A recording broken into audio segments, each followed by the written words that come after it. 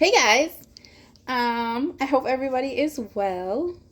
I wanted to come on here to give you guys a word of encouragement that God gave me this weekend, that I really feel like could help a lot of us during this time. Um, and so just to be completely transparent with you guys, last week I felt so into God's presence. I was so at peace. And then I don't know where this weekend it was like spiritual attack after spiritual attack, like just not feeling well, tons of questions in my head. How's it gonna work? What is God doing? Is it gonna come through? Is he gonna come through? Like I was like, what is going on? So Sunday night I got in my secret place with God and I was like, God, what is going on? And he gave me Acts chapter 12, verse 6 through 11, and it's the story of Peter when the angel comes and rescues him from prison. And so for those who are not familiar with the story, James and Peter get arrested by King Herod, and they're both facing death, right? So James ends up getting killed right before Peter. So where I'm going to start reading is James has already died and Peter is in prison. It's nighttime and he's waiting for King Herod because King Herod is about to call him to die next, right? And so I want you guys just to see Peter's demeanor during this point. Okay, picture it in your head. Like you are waiting to die. You already saw your friend die. Like you're expecting to die. Everyone around you is expecting for you to get killed, right?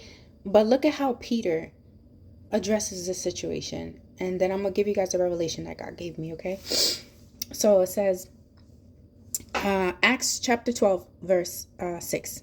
Now, when Herod was about to bring him out, on that very night, Peter was sleeping between two soldiers, bound with two chains, and sentries before the door were guarding the prison. And behold, an angel of the Lord stood next to him, and a light shone in the cell. He struck Peter on the side and woke him, saying, Get up quickly. And the chains fell off his hands. And the angel said to him, Dress yourself and put on your sandals. And he did so. And he said to him, Wrap your cloak around you and follow me. And he went out and followed him. He did not know what was being done by the angel was real, but thought he was seeing a vision. When they had passed the first and the second guard, they came to the iron gate leading into the city. It opened for them of its own accord, and they went out and went along one street, and immediately the angel left him. When Peter came to himself, he said, Now I am sure that the Lord has sent his angel and rescued me from the hand of Herod and from all the Jewish people were expecting. Okay? So I just want you guys to grasp this, okay? Because this is the type of, like, this is where God wants us positioned in this hour, okay? Peter had no idea how things were going to turn out, but he was so rested in God's presence. He knew that God was with him, so much so that everyone was expecting him to die. And yet he was able to rest between these soldiers because he knew who his God was. And he knew that no matter the outcome, it was going to be God's will, right? So he was able to rest. And right now, like what God told me on Sunday was like, I need my people to rest right now. And there's a reason why he's calling us to rest right now, right? Because this is the calm before the climax, okay? And so I was asking God, I was like, God, why would you want Peter to be like in like such a restful state, And what God explained to me was that when we are in a restful state, it's almost like we're in a slight bit of unconsciousness.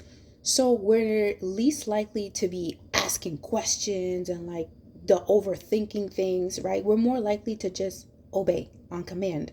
And we see how when the angel of the Lord comes, he just gives Peter orders like, oh, get up, put on your clothes, put on your cloak, right? And it's Peter is in this state, like when you're in God's presence, you are so relaxed to the point where like it's almost like an unconscious feeling, like you're just so rested, so like you're just going about your day, that it allows you to just obey without questioning, because our human mind tends to make us like wonder everything, right? And so that's why God is calling us to rest right now, because when he comes through for us, it's going to be supernatural, just like with this angel, right? the way this angel came and rescued Peter, it was supernatural. It was something that his brain would not be able to wrap itself around if he was like fully awake and aware and anxious. Like he would be questioning everything and would be like, oh, I don't know, is this angel real? Is this a real vision? And he wouldn't have obeyed. He would have hesitated. And God doesn't want that when he starts moving in our lives that we hesitate.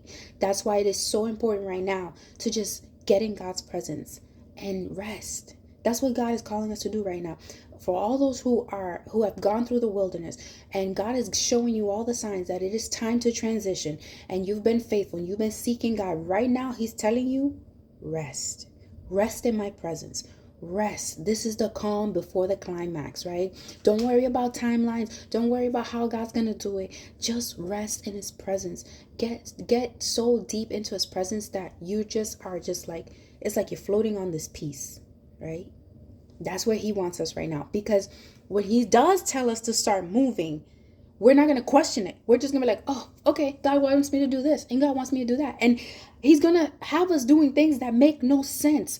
But it's because he's moving in a supernatural way. God is doing a new thing right now. Like, we are not going to be able to guess how or when or what he's doing, because he's doing a new thing, right? But it's for our good. It's for our good. And just like when Peter finally got out of the prison and he was already on the street, that he like had a moment of clarity and he was like, what just happened? Like, that's the same thing that's going to happen to us. Once we're already in our promised land, like when we shift into the new season where God's taking us, we're going to look and be like, how did God do that? Like what? Like, it's going to be like that, because God is going to like show up and show out. I've been telling you guys, God's going to show up and show out, and we're just going to be left speechless because we're not going to understand how he did it. But because we were so rested in his presence, it allowed us to move in steps of obedience to get to where he's taking us, right? And the last part that I want to point out, where it says here, the last verse, it says, now I am sure that the Lord has sent his angel and rescued me from the hand of Herod and from all that the Jewish people were expecting. Okay, so I just want to point out, a lot of people are watching you right now. If you've been set apart for God, they see the change in your life as you have went through the wilderness, and they're watching. And a lot of people, like I've said in my previous videos, are kind of hoping that what they expect for you to happen happens, because then that would mean that they can go about living their lives like they've been doing, right? And they don't have anyone to account to, right? They don't have to account to God. But God, for his name's sake, is going to show up in your life. As you remain faithful to him and abide in him, he's going to abide in you. And if you commit to walking with him in obedience, he's going to show up. And when he does, people are going to be shocked, right? Just like here, how he says that the angel rescued him from what the Jewish people were expecting. God is going to rescue you from the outcome that people are expecting. Everybody's thinking that, oh, you're crazy. You think God's going to take you here and there and blah, blah, blah. And they're waiting for your downfall. But for God's name's sake, he's going to come through. And when he does, people are going to know, right, that the Lord is with you. And it's going to raise them to a higher standard, right? It's all at the end of everything, it's all for God's glory. Everything we go through, everything that when we're walking with God, is all for his glory. It's all to attract people to his goodness so that they can build their own relationship with him. It's not about us. It's not about us. What we go through is not about us. When you've been set apart for God, it has nothing to do with you. You are just a walking testimony of his goodness, right? Of his grace. So if you've been feeling anxious, you've been like, God, what's going on? God, when are you coming through? Da, da, da. I really invite you right now to get in his presence, whether that be worshiping, whether it be just put some worship music on and sing your heart out, man. Count your blessings. Count all the times that God came through for you when you didn't expect it. Like, get into that position. Read his word. Hide in your secret place.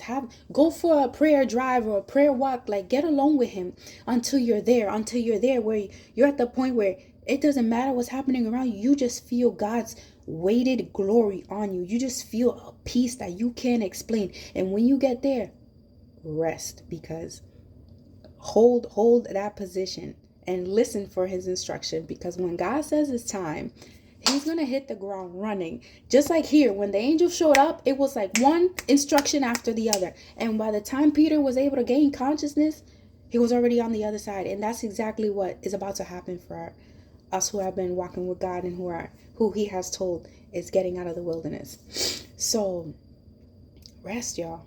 This is the calm before the climax. Okay?